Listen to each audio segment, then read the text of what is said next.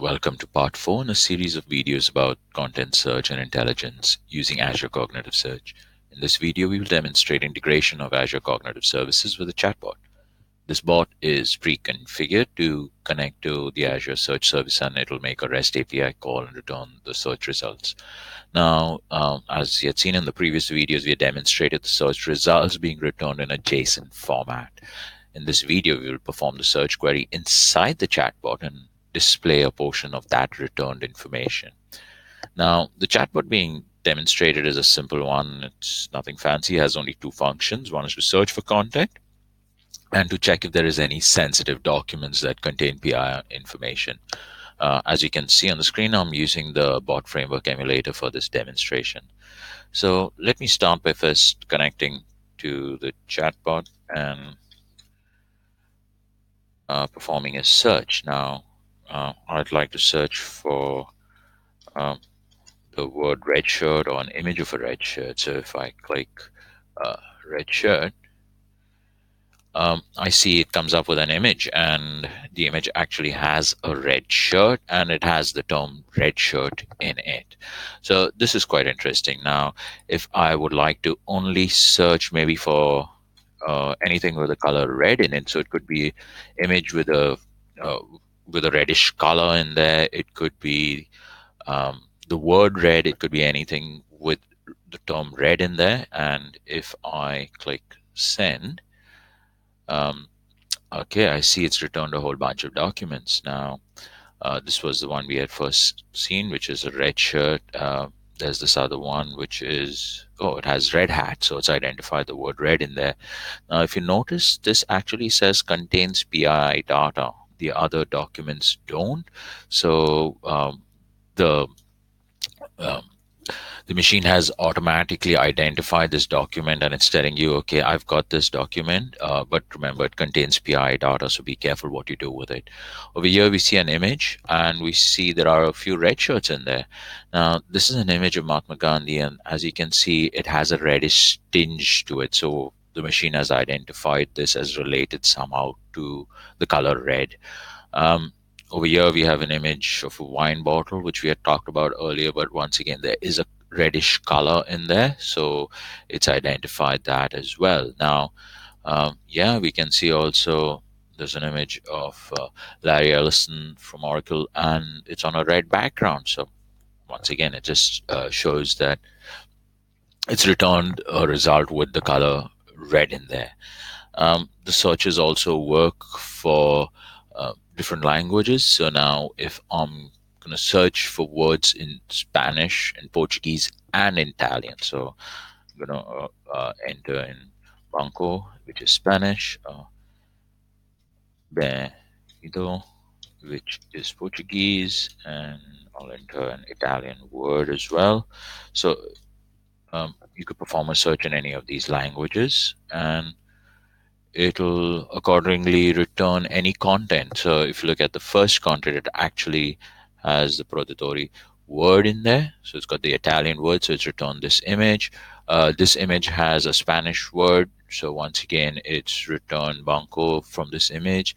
And lastly, as you can see, this is a image of a chatbot with a Portuguese text in there. And it's got Bem-vindo in there. So it's returned that as well. Now, one thing to remember is the search actually works for non-Latin text as well. For example, if I want to search for uh, documents written in Japanese, I could just type in Japanese in here, and as you can see, it's giving me the content preview for a document which is in Japanese, as well as this previous image which you had seen. So although I had used the English term Japanese, it has found the Portuguese translation of Japanese in this image, and it thinks that it's relevant.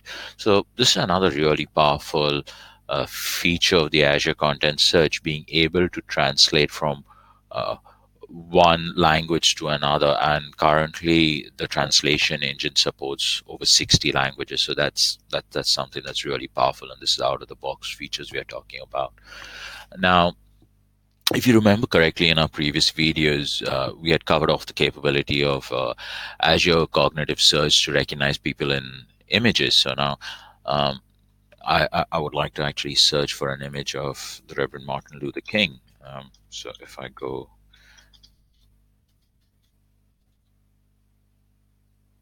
I press enter, you can see it returns two images of the Reverend Martin Luther King. The face detection functionality of the Azure Cognitive Service has the capability to detect faces and then perform a celebrity recognition based on the database that is available in the Microsoft Azure cloud.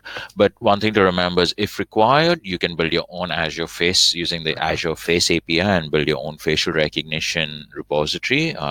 So that's something which it's also possible with Azure Cognitive Services, and it's really powerful. Now, the last thing that I would like to focus on is the content moderation. So, for example, you might have a large repository of documents and you don't know what's in there. So, in our previous video, we had covered off the custom skill that we had built, which then calls an Azure function to identify if any file contained personally identifiable information such as IP addresses, phone numbers, social security numbers, etc. So, if we need for to check documents in our repository that require any content moderation, all we have to do is just click the button find moderated content, and it returns all documents. As you can see, um, it says content preview contains PII data. It's also got a form, which is basically an image of a form. So it's found PII data inside an image. Somebody might have scanned a form and loaded it to the uploaded it to the repository, not realizing it actually had PII information in there. So as you can see, there's a whole bunch of files out here which have sensitive data. And remember, it's doing it not only for the English language. It's found another document in Chinese, which has PII information in there. So this really demonstrates the power behind the Azure Cognitive Search and how you can actually use it to ensure that content being stored in your repository is matches what's required and does not have any sensitive data if sensitive data is not supposed to be stored in there. Now, this demo covered integrating the Azure Cognitive Search with a chatbot. In the next video, I'll be talking briefly about the graphing visualizations also available, um, which can be built using a simple library which Microsoft has already provided. And looking forward to seeing you there. And thank you for watching, and see you next time.